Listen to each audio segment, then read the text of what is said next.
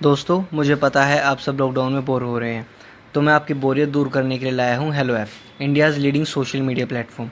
Hello app पे आपको मिलेंगे trending news, funny, educational, cooking, dance और भी बहुत सारे वीडियोस। इसके अलावा latest updates of your favourite celebrities. तो देर किस बात की है, अभी डाउनलोड करो हेलो ऐप और करें अपनी बोरियत का खात्मा।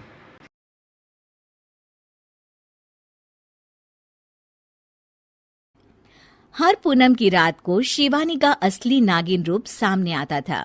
पर इस बार जब वो बहू की जिम्मेदारियां निभा रही थी तो उसे ध्यान ही नहीं रहा कि आज पूनम की रात थी और वो अपने असली रूप में आने लगी थी।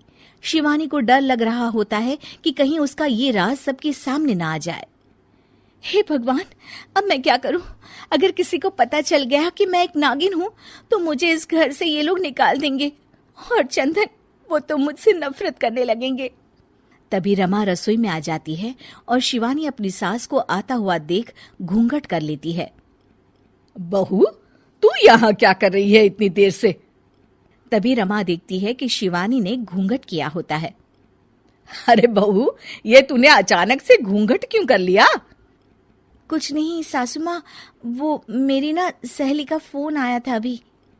हाँ तो उसने कहा कि आज पूनम की रात है और आज की रात बड़ी ही खास है, तो अगर आप कोई मन्नत मांगो तो पूरी हो जाती है, लेकिन इस मन्नत को मांगने के बाद आपको अपना चेहरा किसी को नहीं दिखाना होता, इसलिए मैंने ये घूंघट किया है।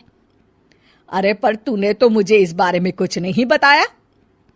हाँ मम्मी जी, मुझे माफ कर दीजिए, वो घर में सब मेहमान आने वाले थे तो मेरे दिमाग से ही ये बात निकल गई।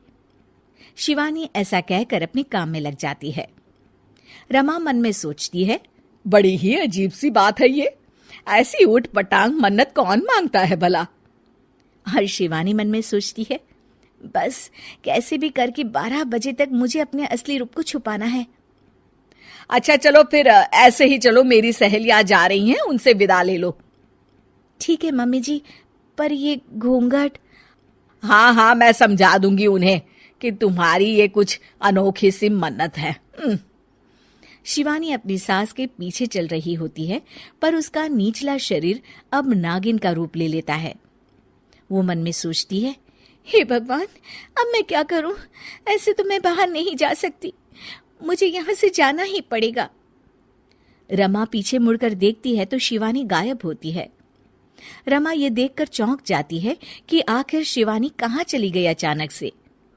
बहू, बहू, कहाँ चली गई ये अचानक से? मेरे पीछे ही तो आ रही थी। शिवानी छत पर खड़ी होती है और घबरा रही होती है कि अगर वो पार्टी में वापस नहीं गई तो उसका राज खुल जाएगा।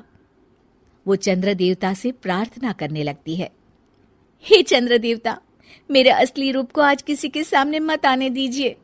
मैं इस परिवार से बहुत प्यार करती हूँ और मैं यहीं रहना चाहती हूँ। चंद्र देवता प्रकट हो जाते हैं। अगर तुम यही चाहती हो शिवानी, तो मैं तुम्हें इंसान के शरीर में हमेशा के लिए परिवर्तित कर देता हूँ, पर फिर तुम एक नागिन भी नहीं रहोगी और तुम्हारी सारी शक्तियां छीन जाएगी। मैं यहाँ इस घर की बहू बनकर ही रहना चाहती हूँ चंद्र देवता, आप मेरे शरीर को इंसानी रूप में परिवर्तित कर दीजिए। चंद्रदेव शिवानी को एक इंसान बना देते हैं और वो अब नागिन नहीं रहती। वो जल्दी से नीचे पार्टी में जाती है। अरे बहू, कहाँ गई थी? क्या हो गया था तुम्हें? मम्मी जी, वो छत पर थी, मौसम खराब हो गया था ना, तो कपड़े बाहर सूख रहे थे, सोचा उतार लाऊं। अरे बहू, यहाँ मेरी सहेलियां तुम्हारा इंतजार कर रही थी और तुम्हें कपड़ों की पड़ी है। मुझे माफ कर दीजिए मम्मी जी। पार्टी खत्म हो जाती है और शिवानी बहुत थक जाती है।